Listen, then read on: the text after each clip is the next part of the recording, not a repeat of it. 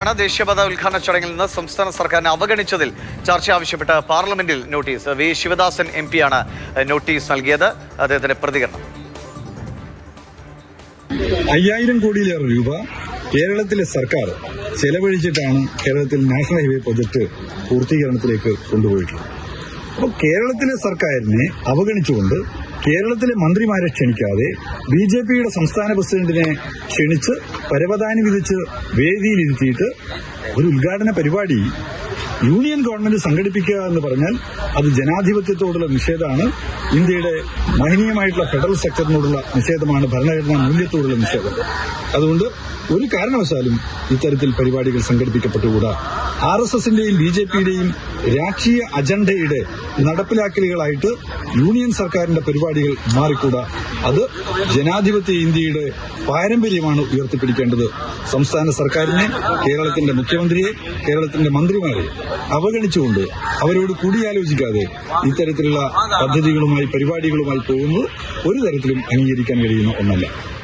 ഡൽഹിയിൽ നിന്നും വിഷ്ണുപ്രസാദിന്റെ വിവരങ്ങളായി. വിഷ്ണുദ, ഇവിടെ സമാന്തര ഉദ്ഘാടനം നടത്താൻ തീരുമാനിക്കുന്നു, അവിടെ പാർലമെന്റിൽ നോട്ടീസ് നൽകുന്നു.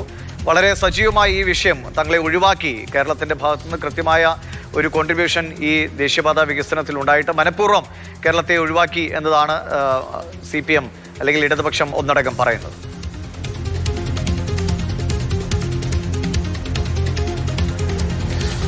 ദിവിഷ്, തീർച്ചയായും ചട്ടം 267 പ്രകാരമാണ് സഭാ നടപടികൾ നിർത്തിവെക്കണമെന്ന് ആവശ്യപ്പെട്ടുകൊണ്ട് വി ശിവദാസൻ MP ഇപ്പോൾ രാജ്യസഭയിൽ നോട്ടീസ് നൽകിയിരിക്കുന്നത്. ചർച്ച ആവശ്യപ്പെട്ടുകൊണ്ടുള്ള നോട്ടീസാണ്.